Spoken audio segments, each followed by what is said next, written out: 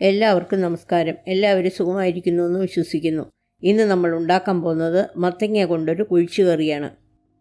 കറി ഉണ്ടാക്കാനായി ഞാനെടുത്തത് 1/4 kilo മത്തങ്ങയാണ്. മത്തങ്ങ തൊലി ചെത്തി കഴുകി അല്പം വലിപ്പത്തിൽ മുറിച്ച് വയ്ക്കുക.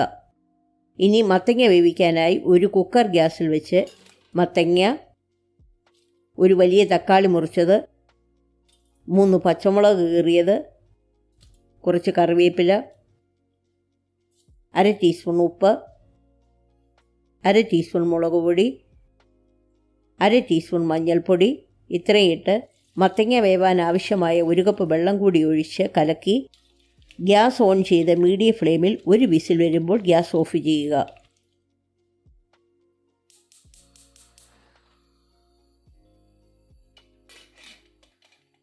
ഇനി നമുക്ക് അരപ്പുണ്ടാക്കാം.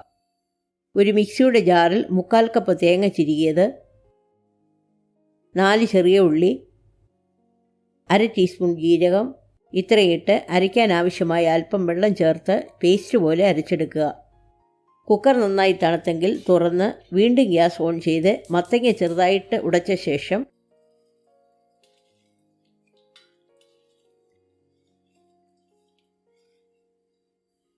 അരപ്പ് ചേർത്ത് ഇളക്കി ചൂടാക്കുക.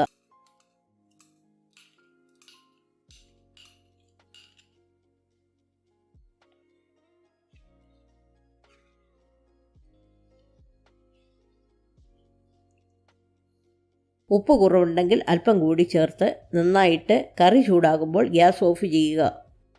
കറി തിളപ്പിക്കേണ്ട ആവശ്യമില്ല. ഇനി കടുക് താളിക്കാനായി ഒരു പാത്രം ഗ്യാസിൽ വെച്ച് 1 ടേബിൾ സ്പൂൺ വെളിച്ചെണ്ണ ഒഴിച്ച് ചൂടാകുമ്പോൾ 1/2 ടീസ്പൂൺ കടുകിട്ട് പൊട്ടിക്കുക. പിന്നെ 4 വറ്റൽമുളക്, 6 ചെറിയ ഉള്ളി അരിഞ്ഞത്, കുറച്ച് കറിവേപ്പില ഇത്രയും ഇട്ട് മൂപ്പിച്ച ശേഷം കറിയിലൊഴിച്ച് നന്നായിട്ട് ഇളക്കി സെർവ് ചെയ്യാവുന്നതാണ്. ഈ റെസിപ്പി എല്ലാവർക്കും ഇഷ്ടപ്പെട്ടെന്ന് വിശ്വസിക്കുന്നു. ലൈക്ക് ചെയ്യാനും ഉണ്ടാക്കി നോക്കിയിട്ട് അഭിപ്രായങ്ങൾ അറിയിക്കാനും മറക്കരുത്.